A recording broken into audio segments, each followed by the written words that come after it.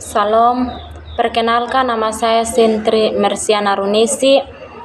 Saya dari Prodi PAUD kelas C. Saya akan menceritakan sejarah profesi guru PAUD di Indonesia. Pada masa kerajaan Buddha atau Hindu di Indonesia, orang belajar di vihara, biksu yang mengajar, membaca, serta menulis huruf Sanskerta di vihara tersebut disebut guru.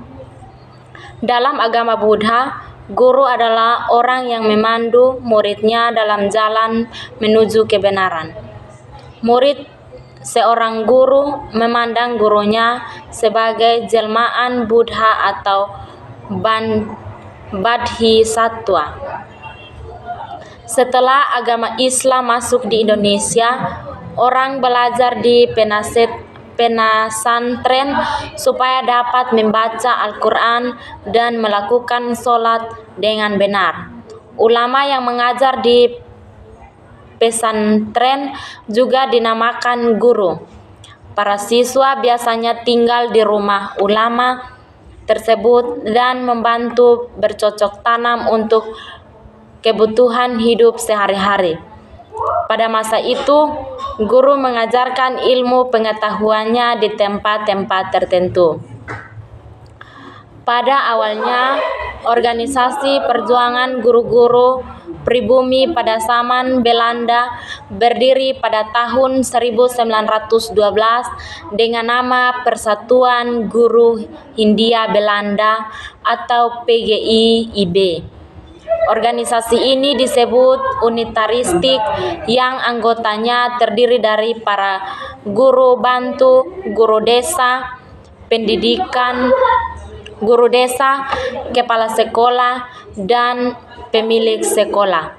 Dengan latar pendidikan yang berbeda-beda, mereka umumnya bertugas di sekolah desa dan sekolah rakyat angka 2. Tidak mudah bagi PGHB memperjuangkan nasib para anggotanya yang memiliki pangkat status sosial dan latar belakang pendidikan yang berbeda. Sejalan dengan keadaan itu, maka di samping PGHB berkembang pula organisasi guru baru antara lain Persatuan Guru Bantu, Perserikatan Guru Desa, Persatuan Guru Ambatskol, Perserikatan Normal School.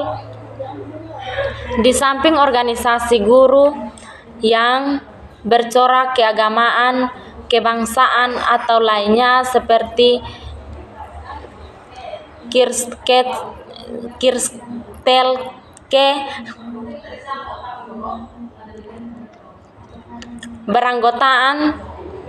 beranggotakan semua guru tanpa membedakan golongan agama. Pada zaman pendudukan Jepang, segala organisasi dilarang, sekolah ditutup, Persatuan Guru Indonesia tidak dapat lagi melakukan aktivitas. Semangat proklamasi 17 Agustus 1945 menjiwai penyelenggaraan Kongres Guru Indonesia pada tanggal 24 sampai 25 November 1945 di Surakarta.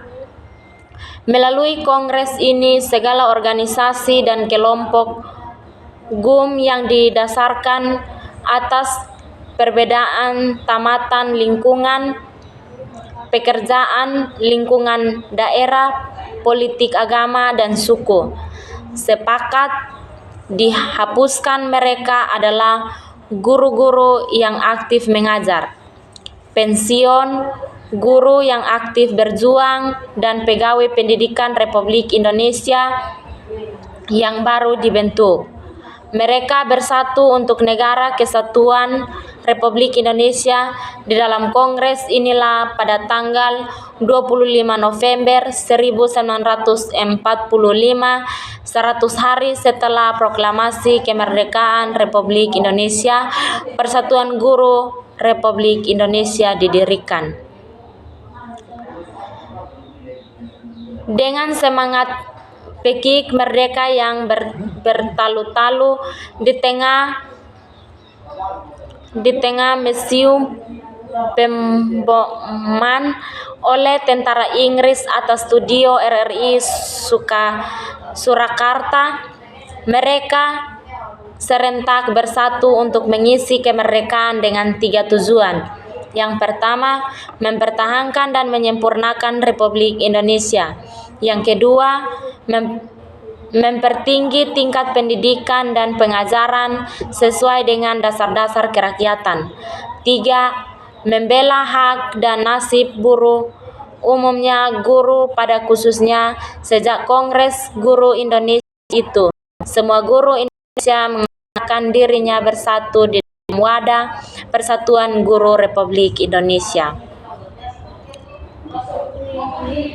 Pada zaman penjajahan Belanda, selain bernuansa untuk kepentingan kolonial, bagi kaum ibu hanya bertujuan agar anak mereka pandai membaca, menulis, berhitung, dan berbahasa Belanda. Padahal tujuan pendidikan Froebel tidak mengajar anak baca, tulis, hitung. Sampai sekarang ini, tak heran jika masih banyak ibu-ibu yang hanya mengharapkan anaknya bisa ketika masuk taman kanak-kanak. Pada 3 Juli tahun 1922, berdirinya Perguruan Nasional Taman Siswa oleh putra Indonesia Ki Hajar Dewantara.